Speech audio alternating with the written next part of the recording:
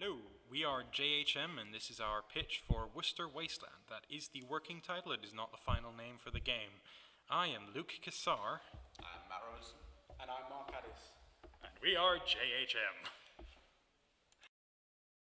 So, Worcester Wasteland is a top-down stealth action game with elements of management. The game is played in two parts, night and day. At night, the player will navigate Worcester while avoiding mysterious beasts we have called the Shroud. They're doing this to collect medicine resources and to rescue other survivors. During the day, the hospital does run itself, presenting the player with an end-of-day report, which will then generate the needs and dictate the missions the player will have at night. This brings us on to the feature list. The game is a top-down, being played from a top-down perspective in 2D. It takes place in an alternate history when the infirmary was quite relevant. This is going to allow us to base our ailments and our medicines on actual historic information, which keeps the game somewhat educational. So as you'll see in the reports, we won't be using names like drug A, drug B. They will actually be realistic and based around the time. As for the actual gameplay, it will be stealth-based. What you do at night will be based entirely around what happened during the day, around what you see in the report. The enemies you'll be facing will be supernatural. This is, we call them the Shroud. This is actually the alternate part of alternate history. When picking a mission, players will also be able to pick what character they use. They won't actually have their own avatar per se. They will pick one of their staff members, and each staff member, depending on their job, will have better skills. For example, as it says here, the surgeon will have better dexterity and therefore may be able to pick locked doors better. And then players will be able, obviously, to choose what mission they want based around the map. Here we'll see the basic gameplay, the nighttime gameplay. Maps will be generated. This is obviously an early prototype, draft one, if you will. The maps will be generated, so they'll pick a theme and a map layout, which will be pre-designed, and then randomly place enemies and items around the map, which will allow us to keep a sort of mix between having maps be different every time they play them, but also be balanced and playable. This is now the end-of-day report and the mission selection. On the left here we have the end-of-day report. As you can see on top, this is what they started the day with the events, what happened during the day. And the bottom bit is the end of the day, highlighting anything important. As you can see here, they are in desperate need of drug B. They urgently require 7 units of that, which brings us to the next screen, which is the actual mission select, the map select. This is an old-time map of Worcester. As you can see here, they've got 4 different missions, each one detailing what can be found and how dangerous it is. If we consider the previous report, we know that they need drug B, so they'll probably pick the top one saying drug B, low difficulty, in an apothecary. So what does the player actually do? They'll start by reading the end-of-day report, which will highlight what they need to do, so they'll prioritize picking a mission based on this report. They will then pick their character, so do they want a surgeon who can pick a lock? Do they want a nurse who moves faster, etc.? They will then play the real-time aspect, which is the stealth-based game. They have no combat abilities. They will be avoiding enemies. At most, they'll be able to distract or stun enemies using tools or items in the game. They will be collecting resources. The long game will essentially involve them learning to understand their enemy and anticipate their behavior. There's a few things we've highlighted that we will need to balance. For starters, the abundance and placement of items. We want to make sure that every map has enough items for the player to be able to succeed in the long-term game, but they can't be too easy to get through. They have to actually challenge the player.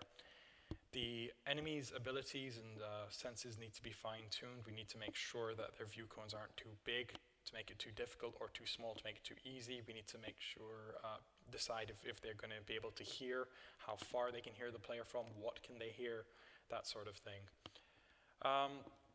The events that happen in the day reports, we need to fine-tune exactly how often they happen and how difficult, how devastating they can be. We do not want the player to get to a point where, regardless of what mission they do, they are never going to be able to progress, nor do we want them to be able to get so many resources that they just never feel that they need to do a mission.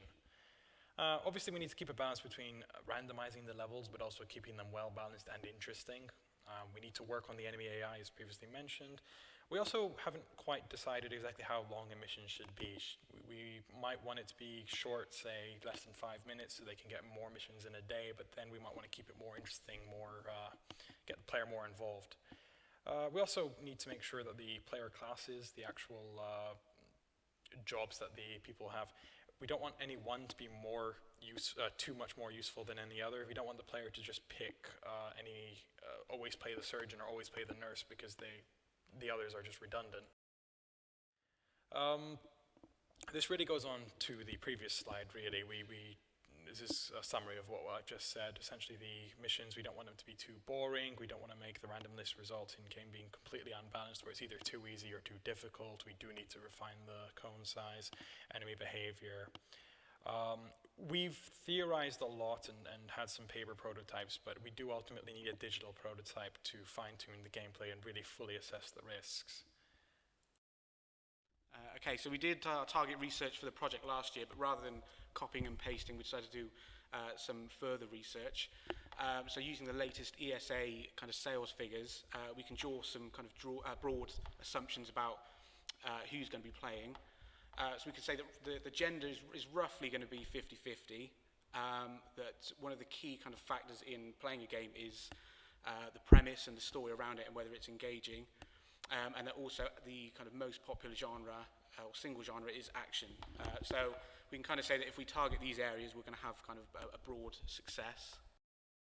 So when looking at player satisfaction in regards to the gender kind of aspect of the target audience, there are some key elements that we can keep in mind. So Shell suggests that males like to master the environment of the game, whereas females prefer real-world issues. So we can include people and kind of medical issues that are relevant to the real world.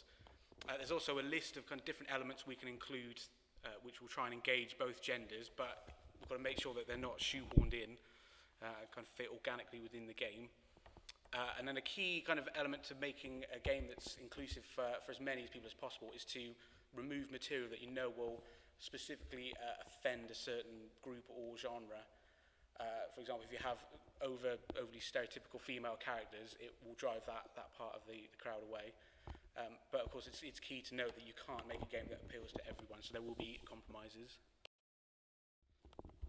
So the story element is key to our idea, and is well known to kind of improve satisfaction and engagement within the game.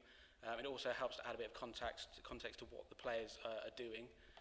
And again, included with the theme of kind of exclusionary materials, a story can potentially expand the audience of the game.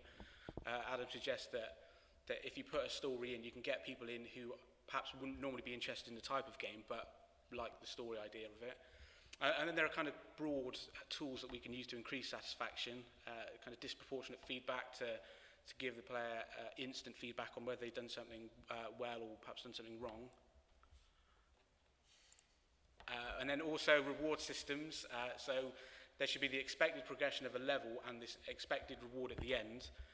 But you can also include kind of rewards throughout the level just to keep that engagement there. Giving the player a chance to kind of master the world and giving them player agency within it is also important. And also allowing them to be more proactive in what they do rather than just reacting to what goes on around them. They can choose how they kind of progress through the level. And then kind of the last quote from Klimt is mainly about flow and that you've got to have a balance between difficulty. If it's too easy or too difficult, you're going to keep people away and they're not going to get into the flow of the game. As mentioned before, the core element of our gameplay is stealth, and this subgenre has spawned from many popular titles that achieve very high levels of popularity, such as Metal Gear Solid 5 most recently. Successful stealth mechanics from games like Metal Gear Solid 5 and Commandos 2 will be incorporated in our game. Specifically, the Commandos 2 has very good cones of vision, where you can really see where you've actually got to go hide.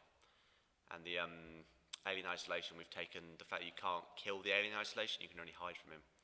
We've taken that into account as well. Also included some roguelike elements in the game, such as permadeath and random generation.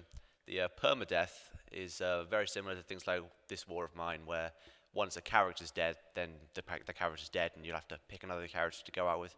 And same with Faster Than Light. And the random generation of the maps allows us to have variety in the gameplay, so it's not the same every single time. And another element is decision making. So you want to say, oh, I want to take out this surgeon, but if I die with this surgeon, I haven't got a surgeon anymore. So you obviously don't want that, because then you wouldn't have your surgeon.